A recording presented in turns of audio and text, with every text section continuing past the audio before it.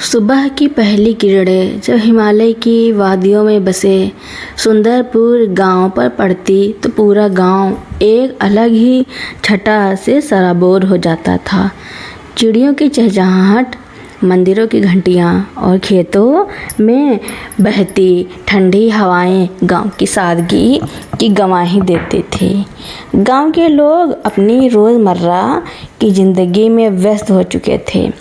इसी गांव के सैकड़ों किलोमीटर दूर दिल्ली के एक भव्य और आलीशान बंगले में भी सुबह की शुरुआत हो चुकी थी, लेकिन उस घर की पहचान उसकी भव्यता नहीं बल्कि वहाँ के संस्कार थे।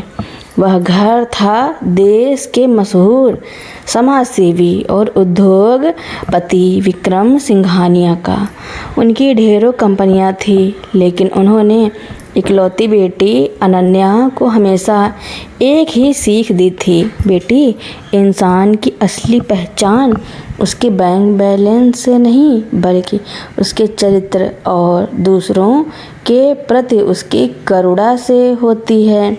अनन्या ने बचपन से ही अपने पिता के इन मूल्यों को आत्मसात किया था। उसे चमक धमक का कोई शौक नहीं था। हर साल अपने जन्मदिन पर वह किसी दूर दराज के पिछड़े गांव में जाकर गुप्त रूप से समाज सेवा करती थी। इस बार भी उसका जन्मदिन करीब था। अनन्या अपने कमरे में उत्तराखंड के कुछ पिछड़े गांवों की रिपोर्ट देख रही थी। तभी उसकी माँ पारुल कमरे में आई और बोली, बेटा, इस बार कहाँ जाने की तैयारी है? अनन्या मुस्कुराई, माँ, इस बार मैं सुंदरपुर गांव जाना चाहती हूँ। वहाँ स्वास्थ्य सुविधाओं और बच्चों की शिक्षा की बहुत सख्त ज़रूरत है। तभी विक्रम सिंघानिया कमरे में आए। वे अमेरिका की एक बड़ी डील के लिए निकलने वाले थे। उन्होंने अपनी बेटी के सिर पर हाथ रखा और कहा, बेटा, याद रखना, अपनी पहचान कभी किसी की मदद के बीच मत आने देना। लोग तुम्हें तुम्हारी दौलत से नहीं, तुम्हारे व्यवहार से जाने। 2 दिन बाद सुंदरपुर गांव के मुहाने पर एक साधारण सी बस आकर रुकी। बस से सूती कुर्ती और साधारण से सलवार में एक मासूम सी लड़की उतरी। चेहरे पर सादगी और आंखों में सेवा का भाव था। वह थी अनन्या। उसने गांव में एक छोटा सा कच्चा मकान किराए पर लिया और एनजीओ की कार्यकर्ता बनकर काम शुरू कर दिया। गांव के प्राथमिक स्वास्थ्य केंद्र की हालत बदतर थी। दवाइयों की कमी थी और डॉक्टर हफ्तों नहीं आते थे। अनन्या ने पहले ही दिन अपने दम पर शहर से दवाइयाँ मंगवाई और एक बुजुर्ग महिला का इलाज करवाया जो पैसों के अभाव में तड़प रही थी। जब महिला ने पैसे देने चाहे तो अनन्या ने मुस्कुराकर मना कर दिया। उसी गांव में एक और युवक आया था, अभिमन्यु। अभिमन्यु शहर में एक सफल सिविल इंजीनियर था और अपने दादा जी ठाकुर हुकुम सिंह से मिलने आया था। हुकुम सिंह गांव के सबसे न्यायप्रिय और आदरणीय बुजुर्ग थे। पूरे गांव के फैसले उनके आंगन में होते थे। एक दोपहर गांव की नदी के पास कुछ बच्चे खेल रहे थे। अचानक नदी का जल स्तर बढ़ गया और एक छोटा बच्चा बहने लगा। गांव के लोग किनारे पर खड़े होकर चिल्लाने लगे, लेकिन उफनती नदी में उतरने की हिम्मत किसी की नहीं हुई। तभी अनन्या वहां से गुजरी। बिना एक पल गंवाए उसने नदी में छलांग लगा दी। तेज धार से लड़ते हुए उसने बच्चे को सुरक्षित किनारे पर पहुंचाया। बच्चा बेसुध था। अनन्या ने तुरंत उसे फर्स्ट एड दिया, जिससे बच्चे की सांसें वापस आ गईं।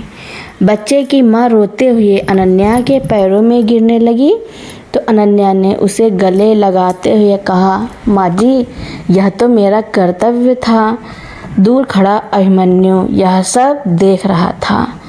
एक शहर की लड़की का यूं अपनी जान जोखिम में डालकर गांव के बच्चे को बचाना, यह देखकर अभिमन्यु के दिल में अनन्या के प्रति गहरा सम्मान जाग उठा। दिन बीतते गए।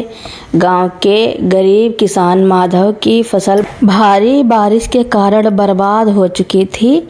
महाजन उसके घर की नीलामी करने आया था। माधव रो रो कर अपने परिवार की दुहाई दे रहा था। अनन्या को जब यह पता चला तो उसने रात ही रात अपने एनजीओ के जरिए महाजन का पूरा कर्जा चुका दिया और माधव के खेत के कागजात उसके घर के बाहर चुपचाप रखवा दिए। साथ ही एक चिट्ठी छोड़ी, मेहनत कभी बेकार नहीं आती, यह आपकी मेहनत का सम्मान है। अगली सुबह जब माधव को कागजात मिले तो पूरा गांव हैरान था, लेकिन अभिमन्यु समझ गया कि यह काम उस सादगी पसंद लड़की अनन्या का ही है। अभिमन्यु का सम्मान अब धीरे धीरे प्रेम में बदलने लगा था। एक शाम गांव के मंदिर परिसर में अभिमन्यु ने अनन्या को रोकर कहा, अनन्या, मैंने शहर की बड़ी बड़ी चमक दमक देखी है, लेकिन जो शांति और निश्चलता तुम्हारी आँखों में है वह कहीं नहीं देखी।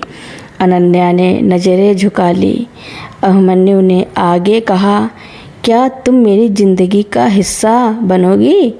अनन्या के मन में भी अभिमन्यु के प्रति प्रेम पनप चुका था, लेकिन उसने शांत स्वर में कहा, अभिमन्यु, मेरी पहचान सिर्फ वही नहीं है जो तुम देख रहे हो। जब सही वक्त आएगा मैं तुम्हें सब बताऊंगी। अभिमन्यु ने मुस्कुराते हुए कहा, मुझे तुम्हारी किसी पहचान से मतलब नहीं, मुझे बस तुम्हारे संस्कारों से प्यार है। जब दादा हुकुम सिंह को दोनों के लगाव के बारे में पता चला तो वे बेहद खुश हुए। उन्होंने शादी की बात आगे बढ़ानी चाहिए, लेकिन तभी शहर से अभिमन्यु की माँ सुमित्रा देवी गांव पहुंची। सुमित्रा देवी बेहद घमंडी और पैसों की भूखी महिला थी। वे अपने बेटे की शादी शहर के किसी बड़े सेठ की बेटी से कराना चाहती थी। जब उन्होंने अनन्या के साधारण कपड़े और सादगी देखी तो उनका गुस्सा भड़क उठा। आंगन में सब इकट्ठे थे। सुमित्रा देवी ने ताना मारते हुए कहा, पिताजी, आप इस फकीर लड़की को हमारे घर की बहू बनाना चाहते हैं? इसके बाप के पास इतना पैसा भी है कि हमारी बराबरी का मंडप सजा सके। अनन्या चुपचाप खड़ी रही। दादा हुकुम सिंह ने डांटते हुए कहा, सुमित्रा, धन आता जाता रहता है, लेकिन संस्कार पुश्तों तक रहते हैं। यह लड़की साक्षात अन्नपूर्णा है। सुमित्रा देवी ने अनन्या से सीधा सवाल किया, बताओ लड़की, तुम्हारे पिता क्या करते हैं? अनन्या ने अपने पिता का वादा याद करते हुए धीमे से कहा, माँ जी, मेरे पिता सामाजिक कार्य करते हैं और एक छोटा सा कारोबार चलाते हैं। सुमित्रा देवी ने मुंह बनाया, मुझे मालूम था कोई हैसियत नहीं है तुम्हारी। अभिमन्यु, तुम इस लड़की से शादी नहीं करोगे। अभिमन्यु ने कड़े शब्दों में कहा, माँ, मैं अनन्या से उसके संस्कारों की वजह से प्यार करता हूँ, उसकी संपत्ति की वजह से नहीं। शादी होगी तो इसी से होगी।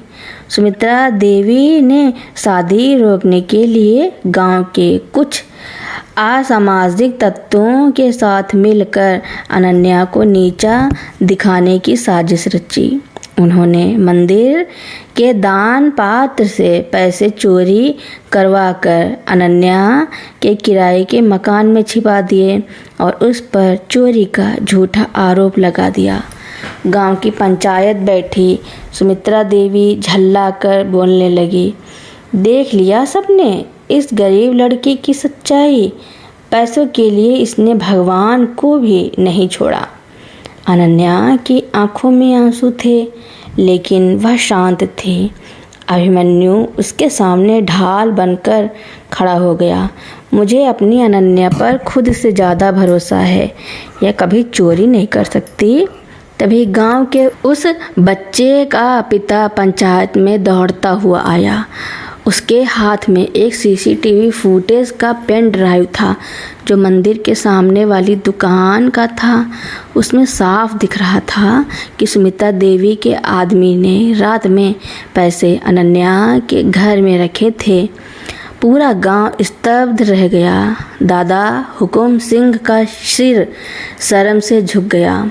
उन्होंने सुमित्रा देवी को घर से निकल जाने को कहा। तभी गांव के बाहर एक साथ 10 काली गाड़ियां आकर रुकीं। गाड़ियों से पुलिस बल और भारत के शीर्ष उद्योगपति विक्रम सिंघानिया अपनी पत्नी के साथ उतरे। उन्हें जैसे ही बेटी पर लगे झूठे आरोप का पता चला, वे सीधे पंचायत में पहुंचे थे। विक्रम सिंघानिया को देखकर सुमित्रा देवी के होश उड़ गए। वे कांपते हुए बोली, मिस्टर सिंघानिया, आप यहाँ?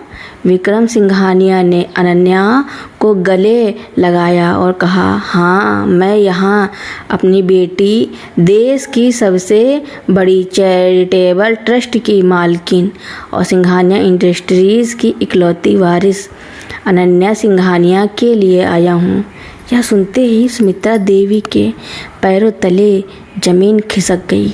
जिस लड़की को वे गरीब समझकर धुतकार रही थी, वह उनकी सोच से भी कहीं ज़्यादा अमीर थी। विक्रम सिंघानिया ने दादा हुकुम सिंह के पैर छुए और बोले, ठाकुर साहब, मेरी बेटी ने मुझे सब बताया था। उसने अपनी पहचान छुपाकर आपके परिवार का दिल जीता और आपके पोते अभिमन्यु ने बिना धन दौलत देखे मेरी बेटी के सच्चे चरित्र से प्यार किया। ऐसा दामाद मिलना मेरे लिए सौभाग्य की बात है। सुमित्रा देवी रोते हुए अनन्या के सामने हाथ जोड़कर माफ़ी मांगने लगी। अनन्या ने उनका हाथ पकड़ा और कहा, माँ जी, इंसानी रिश्ते दिल और संस्कारों से जुड़ते हैं, पैसों की तराजू से नहीं। गांव के मंदिर में बड़े ही धूमधाम और सादगी के साथ अभिमन्यु और अनन्या का विवाह संपन्न हुआ। पूरे गांव ने अपनी लाडली बेटी को अश्रुपूरित आंखों से विदा किया। गांव सुंदरपुर से विदाई के बाद जब गाड़ियों का काफिला अभिमन्यु के शहर वाले घर पहुंचा, तो माहौल में एक अजीब सी खामोशी थी। दादा हुकुम सिंह के चेहरे पर एक तरफ अपने पोते की खुशियों का संतोष था, तो दूसरी तरफ सुमित्रा देवी की आंखों में पछतावे और हीन भावना की कड़वाहट साफ झलक रही थी। सुमित्रा देवी को अब इस बात का डर सता रहा था कि देश के इतने बड़े उद्योगपति की बेटी अब इस घर की बहू बनकर उनसे बदला लेगी या अपने रुतबे का घमंड दिखाएगी। अनन्या ने जब घर के मुख्य द्वार पर कदम रखा, तो उसने देखा कि सुमित्रा देवी आरती की थाली हाथ में लिए दूर कोने में सहमी सी खड़ी थी। अनन्या ने मुस्कुराते हुए आगे बढ़कर सुमित्रा देवी के हाथ से आरती की थाली ली और धीमे स्वर में बोली, माँ जी, बहू जब घर आती है तो आरती माँ ही उतारती है। आपने मुझे अपनी बहू माना, यही मेरे लिए सबसे बड़ा आशीर्वाद है। यह सुनते ही सुमित्रा देवी की आंखें भर आईं। जिस लड़की को उन्होंने नीचा दिखाने की हर मुमकिन कोशिश की थी, वह आज भी उन्हें वही मान सम्मान दे रही थी। सुमित्रा देवी ने कांपते हाथों से अनन्या की आरती उतारी और उसे गले से लगा लिया। शादी के कुछ ही हफ्तों बाद अभिमन्यु की कंपनी को शहर में एक बहुत बड़े सरकारी फ्लाईओवर प्रोजेक्ट का टेंडर मिलने वाला था। यह प्रोजेक्ट अभिमन्यु का सपना था, लेकिन इस टेंडर की रेस में शहर का सबसे भ्रष्ट और ताकतवर बिल्डर प्रताप चौधरी भी शामिल था। प्रताप चौधरी को जब पता चला कि अभिमन्यु का विवाह विक्रम सिंघानिया की बेटी से हुआ है, तो उसने पहले पैसों का लालच देकर अभिमन्यु को पीछे हटने के लिए कहा। अभिमन्यु ने साफ मना कर दिया तो प्रताप चौधरी ने दादा हुकुम के नाम पर बने सुंदरपुर गांव के प्राथमिक स्कूल और अस्पताल को ध्वस्त कराने का षड्यंत्र रचा। उसने फर्जी कागजात बनवाकर गांव वालों को धमकाना शुरू कर दिया कि यह ज़मीन उसकी है और अगर अभिमन्यु ने टेंडर से अपना नाम वापस नहीं लिया तो गांव का अस्पताल गिरा दिया जाएगा। जब यह खबर घर पहुंची तो सब परेशान हो गए। सुमित्रा देवी डर गईं। अभिमन्यु, हमें इन बड़े लोगों के पचड़े में नहीं पड़ना चाहिए, टेंडर छोड़ दो बेटा। लेकिन अनन्या आगे आई। उसने अभिमन्यु का हाथ थामा और कहा, अभिमन्यु, अगर आज हम अन्याय के सामने झुक गए तो दादाजी के दिए संस्कार हार जाएंगे। पैसे और पावर का जवाब सिर्फ सच्चाई से दिया जा सकता है। अनन्या ने अपने पिता विक्रम सिंघानिया के किसी भी प्रभाव या पैसे का इस्तेमाल करने से इनकार कर दिया। वह और अभिमन्यु सीधे सुंदरपुर गांव पहुँचे। अनन्या ने गांव के युवाओं को इकट्ठा किया और खुद तहसील जाकर ज़मीन के 50 साल पुराने असली कागजात खोज निकाले। उसने पाया कि प्रताप चौधरी ने सरकारी अधिकारियों को रिश्वत देकर फर्जी दाखिला खारिज कराया था। जिस दिन टेंडर की बोली और ज़मीन का फैसला होना था, उस दिन कोर्ट और सरकारी दफ्तर के बाहर प्रताप चौधरी के गुंडों ने रास्ता रोकने की कोशिश की, लेकिन सुंदरपुर के सैकड़ों गांव वाले, जिन्हें कभी अनन्या ने नई जिंदगी दी थी, अभिमन्यु और अनन्या के ढाल बनकर खड़े हो गए। गांव के पूर्व किसान गंगाराम और माधव ने गुंडों के सामने खड़े होकर कहा, हमारी बिटिया और बाबूजी पर हाथ उठाने से पहले तुम्हें गांव के हर किसान की छाती से गुजरना होगा। अभिमन्यु और अनन्या ने समय पर कोर्ट पहुंचकर सारे असली कागजात पेश किए। न केवल प्रताप चौधरी का फर्जीवाड़ा पकड़ा गया, बल्कि भ्रष्ट अधिकारियों को जेल हुई और अभिमन्यु की कंपनी को उसकी ईमानदारी के दम पर टेंडर मिल गया। उस शाम जब सब घर लौटे तो दादा हुकुम सिंह के आंगन में उत्सव जैसा माहौल था। सुमित्रा देवी ने खुद अपने हाथों से अनन्या के लिए मिठाई बनाई और सबके सामने कहा, आज मुझे समझ आया कि असली धन क्या होता है। अगर आज मेरी जगह कोई और अमीर बहू होती तो शायद पैसों से बात दबाने की कोशिश करती, लेकिन मेरी बहू ने अपने संस्कारों, साहस और गांव वालों के प्यार से हमारी इज्जत बचाई। अनन्या ने मुस्कुराकर दादा जी और सुमित्रा देवी के पैर छुए। अभिमन्यु ने अनन्या की तरफ देखा और चुपके से कहा, तुम्हारी सबसे बड़ी ताकत क्या है अनन्या? तुम्हारी दौलत या तुम्हारे पिता का नाम? अनन्या ने अभिमन्यु की आंखों में देखते हुए जवाब दिया, मेरी सबसे बड़ी ताकत वे संस्कार हैं जो मुझे अपने माता पिता से मिले और वह भरोसा जो मुझे तुम और इस परिवार से मिला है। दौलत तो हाथ का मैल है अभिमन्यु, लेकिन इंसान के कर्म और संस्कार ही उसकी असली धरोहर होते हैं। रात के आसमान में तारे टिमटिमा रहे थे और सुंदरपुर से शुरू हुई यह कहानी अब एक ऐसे अटूट रिश्ते की मिसाल बन चुकी थी जहाँ सादगी, प्रेम और धर्म की जीत हुई थी। तो दोस्तों, मेरी कहानी सुनने के लिए आपका बहुत बहुत धन्यवाद। ऐसी ही नई नई कहानियाँ सुनने के लिए मेरे चैनल को लाइक, कमेंट, शेयर, सब्सक्राइब एवं बेल आइकन का बटन दबाना ना भूलना, ताकि मेरी नई नई कहानियाँ आप लोगों तक पहले ही पहुँचती रहें। धन्यवाद।